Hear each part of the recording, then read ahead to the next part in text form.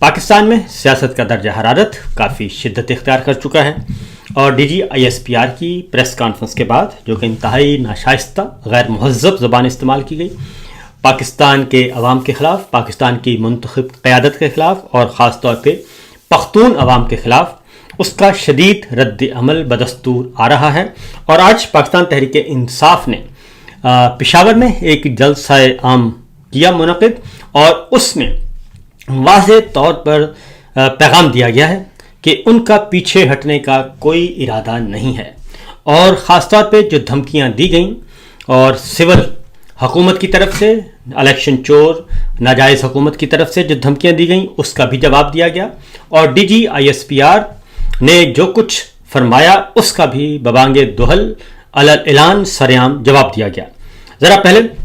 اس کا جائزہ لیتے ہیں، کیونکہ اس کے بعد ہم آپ کو بتائیں گے آگے کی صورتحال کیا ہے اور درون خانہ کیا چل رہا ہے۔ D G I S P R کی پریس کانفرنس نے پاکستان تحریک انصاف کو نقصان پہنچایا، عمران خان کو نقصان پہنچایا، یا پھر انہوں نے اپنے آپ پر ہی حملہ کر دیا؟ بلکہ یہ کہنا بالکل غیر ضروری نہیں ہوگا، بلکہ حقیقت پر مبنی ہوگا کہ اگر اب تک پچھلے 3.5-4 سالوں میں سب سے بڑا کوئی خودکش حملہ افواج پاکستان پہ، اپنے ادارے پہ اگر کسی نے کیا ہے تو وہ D G I S P R کی پریس کانفرنس نے کیا ہے۔ وہ دراصل پاکستان تحریک انصاف یا پاکستان کے عوام پر حملہ نہیں تھا، بلکہ انہوں نے اپنے اوپر ہی خودکش حملہ کیا،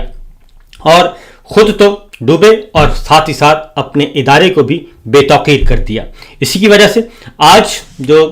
اس وقت لنگر گپ چل رہی ہے ادارے کے اندر، اس میں ان کو ایک مشہور و معروف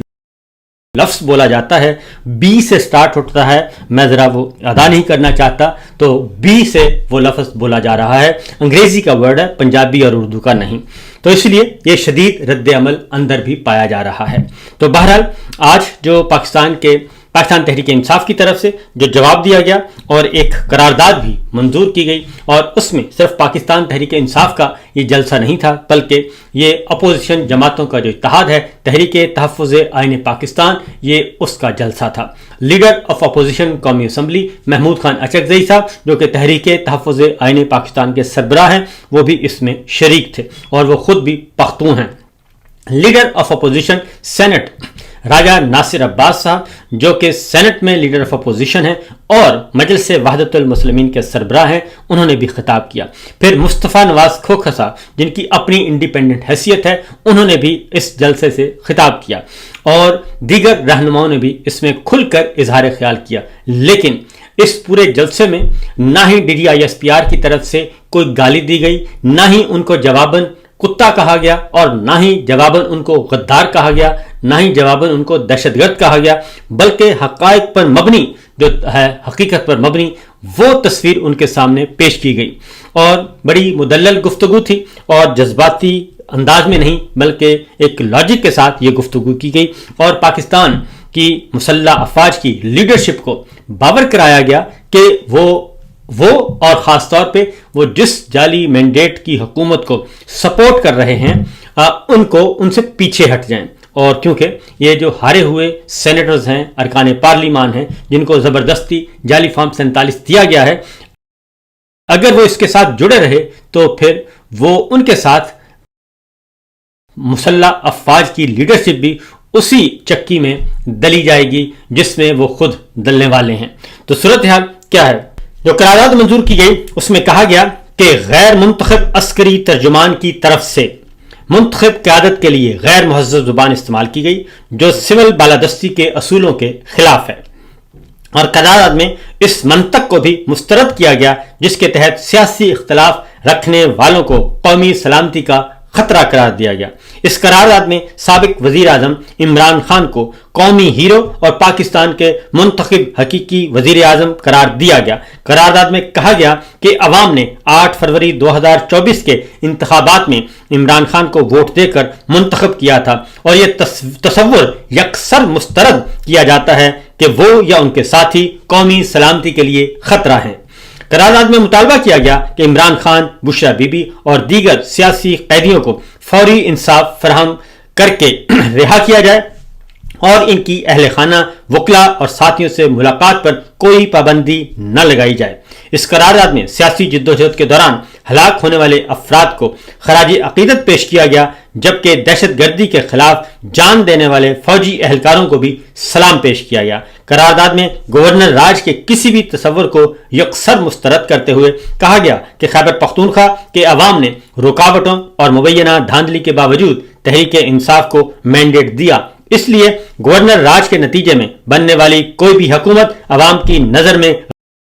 غیر قانونی اور غیر آئینی قرار پائے گی۔ قرارداد میں وفاقی حکومت سے مطالبہ کیا گیا کہ خیبر پختونخوا اسمبلی کے امن جرگہ میں منظور کی گئی متفقہ قرارداد پر عمل کیا جائے اور پی ٹی ایم کے وفد کو بازیاب کروایا جائے۔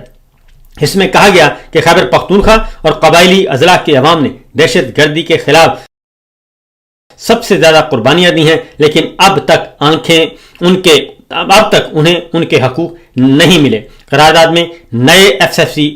این ایف سی ایوارڈ میں ان حقوق کی فراہمی کا مطالبہ کیا گیا۔ مزید یہ بھی کہا گیا کہ افغانستان کے ساتھ تعلقات اور تجارت کو بحال کیا جائے اور تنازعات کو سفارتی ذرائع سے حل کیا جائے۔ پشاور کے 9 حلقوں میں انتخابی نتائج میں مبینہ دھاندلی کا ذکر کرتے ہوئے قرارداد میں کہا گیا کہ الیکشن کمیشن سے فوری انصاف اور صوبائی حکومت سے غیر جانبدار تحقیقات کا مطالبہ کیا گیا۔ آخر میں قرارداد میں کہا گیا کہ جمہوریت اور آزادی اظہار کو بحال کیا جائے، عدلیہ کو آزاد کیا جائے اور سیاسی قیدیوں کو رہا کیا جائے تاکہ ملک بحران سے نکل کر متحد ہو سکے۔ اس کے ساتھ ساتھ سہیل خان آفریدی نے خطاب کیا اور انہوں نے کہا کہ جو قبائلی روایات ہیں اور وہ اس بات کی اجازت نہیں دیتی کہ وہ بھی مغلظات بکیں اور وہ بھی اسی زبان میں جواب دیں جس زبان میں گفتگو کی گئی ہے D G I S P R نے اور وزراء نے۔ اور انہوں نے واضح طور پر کہا کہ ایک جعلی سینیٹر اور ایک جعلی ایم این اے اور ایک D G I S P R میں فرق ہونا چاہیے، کیونکہ جو اعظم نذیر تارڑ ہیں یا پھر عطا تارڑ ہیں ان کے پاس عوام کا مینڈیٹ نہیں تھا، وہ تو جو چاہیں کر سکتے ہیں، لیکن ان کو تو شرم نہیں آتی۔ اور D G I S P R نے کس انداز میں ان کے ساتھ ہاں میں ہاں ملائی اور وہی گفتگو کی جو ایک جعلی سینیٹر اور ایک جعلی ایم این اے کر رہا تھا۔ اس لیے انہوں نے واضح طور پر کہا کہ کہا جاتا ہے کہ خیبر پختونخوا میں امن نہیں آ رہا، تو انہوں نے کہا کہ 21 سال سے فوجی آپریشن چل رہے ہیں اور 21 سال سے ڈرون حملے پر ڈرون حملے ہو رہے ہیں اور خیبر پختونخوا کے عوام نے اپنی جان مال سب کچھ قربان کر دیا، لیکن اس کے باوجود اگر یہ امن نہیں آ رہا تو پھر اپنی پالیسی کو تبدیل کریں اور اس سلسلے میں اپنے گریبانوں میں جھانکیں کہ آپ میں کیا نقص ہے اور آپ کے فوجی آپریشن میں کیا نقائص پائے جاتے ہیں۔ اس لیے انہوں نے کہا کہ یہ بلیم گیم ہمارے ساتھ مت کھیلیں اور اپنے گریبانوں میں جھانک کر خود فیصلہ کریں کہ کیا ہو رہا ہے۔ دیگر رہنماؤں نے اور خاص طور پہ مصطفیٰ نواز کھوکھر صاحب نے بھی ایک بات کی اور انہوں نے کہا کہ 78 سالوں سے آپ غدار ساز فیکٹری کھول کر بیٹھے ہیں اور 78 سالوں سے جب بھی کوئی عوامی لیڈر عوام میں مقبول ہوتا ہے تو اسے دہشت گرد اور غدار کہا جاتا ہے، اور یہ سلسلہ محترمہ فاطمہ جناح سے شروع ہوا اور آج تک جاری ہے۔ اس لیے اب پاکستان کے عوام اور پاکستان کی سیاسی قیادت یہ چورن خریدنے کے لیے تیار نہیں ہے، اور یہ کسی صورت پہ بھی نہیں ہو سکتا کہ جرنیلوں کے حکم پر سیاسی رہنماؤں کو مسترد کیا جائے، اور یہ نہ کل ہوا اور اب بھی یہ جرنیلوں کو کوئی حق نہیں پہنچتا، اور جرنیلوں کے حکم پر عمران خان عوام کے دلوں سے نہیں نکلے گا۔ عمران خان کل بھی تھا اور آج بھی ہے، اور وہ ایک سیاسی قیدی ہے۔ اس سلسلے میں محمود خان اٹکی صاحب اور سینیٹر راجہ عباس صاحب نے جو خاص طور پہ انہوں نے ایک پیغام دیا D G I S P R کو، انہوں نے کہا کہ ذہنی مریض عمران خان نہیں بلکہ ذہنی مریض وہ سب ہیں جنہوں نے الیکشن چوری کیا، ان کے سہولت کار ہیں اور ناجائز طور پر قابض ہیں، اس وقت پاکستان کے امور مملکت چلا رہے ہیں، جنہوں نے آئین توڑا، جمہوریت سے دشمنی کی اور بنیادی انسانی حقوق کو پامال کیا۔ یہ ساری کے ساری آج معاملات جو اس وقت چل رہے ہیں، اور آج کا جو جلسہ ہے اس کو ایک کامیاب جلسہ کہا جا رہا ہے۔ یہاں پہ اقبال آفریدی صاحب نے بھی خطاب کیا اور انہوں نے بھی کہا کہ خیبر پختونخوا کی حکومت تیسری مرتبہ آئی ہے اور یہاں پہ تو حالات پھر بھی بہتر ہیں، اور یہاں پہ تو حالات زبردست طریقے سے ہم کر رہے ہیں اور عوام کو سہولتیں بھی دے رہے ہیں، تعلیم کے شعبے میں، صحت کے شعبے میں، ہر شعبے میں فیسیلیٹیٹ کر رہے ہیں، اور اسی لیے خیبر پختونخوا کے عوام بار بار ہمیں منتخب کر رہے ہیں۔ تو انہوں نے کہا DGISPR سے، آپ یہ بتائیں کہ بلوچستان میں آپ کی مسلسل 25 سال سے حکومت ہے، تو آپ نے بلوچستان میں کیا کیا؟ بلوچستان میں ناکامیوں کا ذمہ دار کون ہے؟ امن و امان کے بگاڑ کا ذمہ دار کون ہے؟ انریسٹ کا ذمہ دار کون ہے؟ انہوں نے کہا کہ وہاں پہ نہ سکول محفوظ ہیں، نہ مسجدیں محفوظ ہیں، اور وہاں پہ کچھ بھی نہیں ہے، اور اس کے باوجود آپ کہتے ہیں کہ آپ خیبر پختونخوا کی طرف دوڑتے ہیں اور پختون عوام کو جو ہے وہ نشانہ بناتے ہیں۔ اس لیے انہوں نے کہا کہ آپ ذرا اپنی اداؤں پہ غور کریں اور بلوچستان حکومت کا حساب دیں۔ اب تک کی سچویشن یہ ہے، یہ تو پاکستان تحریک انصاف کی طرف سے جواب آ رہا ہے، اور پھر یہ کہ ڈی چوک کے بارے میں نعرے لگائے گئے کہ ڈی چوک عوام کی طرف سے کہا گیا کہ ڈی چوک کا دوبارہ سے اعلان کیا جائے۔ اس پہ محمود خان اچکزئی صاحب نے اور سہیل خان آفریدی نے یہ واضح کیا کہ بہت جلد یہ شوق بھی ہم پورا کریں گے، جو سمجھتے ہیں کہ ہم ڈر گئے ہیں، ہم ڈرے نہیں، بلکہ ڈی چوک کی طرف ہم جائیں گے اور وہاں پہ جا کے اپنے مطالبات رکھیں گے، اور اب ہم جب جائیں گے تو پہلے کی طرح نہیں جائیں گے اور واپس آنے کے لیے نہیں جائیں گے، بلکہ وہاں پہ قیام و طعام بھی ہوگا۔ تو یہ ان کا واضح طور پر اشارہ تھا کہ سوال یہی ہے۔ اور پھر یہ بھی کہا گیا کہ جی عمران خان جو ہے وہ اس ملک کی، پاکستان کی انشورنس پالیسی ہے، اور عمران خان کی وجہ سے پاکستان کے عوام ایک دوسرے سے جڑے ہوئے ہیں، گلگت بلتستان ہو، کشمیر ہو، بلوچستان ہو، پنجاب ہو، خیبر پختونخوا ہو، اسلام آباد ہو، تمام خیبر ایک کنارے سے لے کے دوسرے کنارے تک اگر کوئی مقبول ترین لیڈر ہے تو وہ عمران خان ہے، اور پاکستان کی سلامتی کی ضمانت ہے۔ اور اب تک انہوں نے، عمران خان نے، نہ ہی کسی ادارے کے خلاف کوئی بات کی اور نہ ہی پاکستان تحریک انصاف ادارے کے خلاف ہے، بلکہ ہم فرد واحد کے خلاف ہیں۔ اور عمران خان کی بہنوں نے بھی، علیمہ خان صاحبہ اور ڈاکٹر عظمیٰ نے واضح طور پر یہ کہا ہے کہ انہوں نے اس خطرے سے آگاہ کیا ہے کہ عمران خان کو معلوم ہے کہ یہ اب کچھ گڑبڑ کرنا چاہتے ہیں، یہ عمران خان کے خلاف کوئی بڑا قدم اٹھانے کے لیے پر تول رہے ہیں۔ اور انہوں نے، عمران خان نے واضح طور پر ڈاکٹر عظمیٰ کو یہ کہا ہے کہ اس سے گھبرانے کی ضرورت نہیں ہے، اور میں کسی بھی صورت میں پیچھے ہٹنے کے لیے تیار نہیں ہوں، اور مجھے اندازہ ہے کیونکہ جیل میں اب انہوں نے مکمل طور پر مجھے تنہا کر دیا ہے، اور یہاں تک کہ جو جیل کے عملہ ہے اس کو بھی، اور جیل کے جو مشقتی ہیں ان کو بھی یہ حکم دیا گیا ہے کہ وہ مجھے سلام بھی نہیں کریں گے، اور ان پہ سخت، نہ صرف مجھ پہ بلکہ جیل کے عملے پر بھی اب یہ سختیاں کر رہے ہیں کہ مجھے احساس دلایا جائے کہ جناب میں کوئی بہت بڑا ہی کوئی آئسولیشن میں چلا گیا ہوں اور میں کوئی بہت بڑا اچھوت ہوں۔ تو انہوں نے واضح طور پر، عمران خان نے یہ پیغام دیا کہ اگر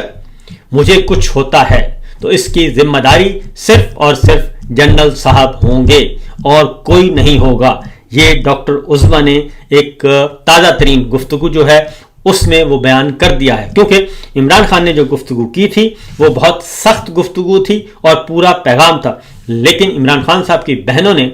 وہ پیغام جو ہے وہ پورے کا پورا باہر لوگوں کو نہیں بتایا۔ اب چونکہ DGISPR کی پریس کانفرنس ہو چکی ہے، اس لیے علیمہ خان صاحبہ، ڈاکٹر عظمیٰ، نورین خان صاحبہ اور ان کی فیملی جو ہے وہ اب اس ساری صورتحال کا جائزہ لے رہی، اور ہماری اطلاع کے مطابق عمران خان صاحب کی فیملی اور فیملی کے ارکان نے بیرون ملک جو ہے بیٹوں کو بھی اس سلسلے میں آگاہ کر دیا ہے کہ وہ اس سلسلے میں اپنے متحرک ہو جائیں اور اپنی تمام توانائیاں جو ہیں وہ بروئے کار لائیں، کیونکہ عمران خان صاحب کی زندگی کو اب یہ خطرہ ہے۔ اس کی ریزن یہ ہے کہ اب یہ جو 5 سالہ ان کی ایکسٹینشن ہے، اور وہ 5 سالہ ایکسٹینشن کو انہوں نے ہر صورت میں یہ چاہیں گے کہ اس ایکسٹینشن کو متنازع نہ بننے دیا جائے اور اس کے خلاف کوئی تحریک نہ اٹھے، اس لیے یہ ڈرا رہے ہیں، دھمکا رہے ہیں، سب کچھ کر رہے ہیں، لیکن آپ نے پیچھے نہیں ہٹنا، گھبرانا نہیں ہے۔ اور میں ہر طرح کا، عمران خان نے کہا کہ میں ہر طرح کا مصیبت جو ہے وہ فیس کرنے کے لیے تیار ہوں اور ہر طرح کے نتیجے کے لیے میں تیار ہوں، لیکن یہ نہیں ہو سکتا کہ پاکستان جو ہے وہ ان الیکشن چوروں کے اور مینڈیٹ چوروں کے اور پاکستان لوٹنے والوں کے حوالے کر دیا جائے اور پاکستان کو اندھیروں میں دھکیل دیا جائے. پاکستان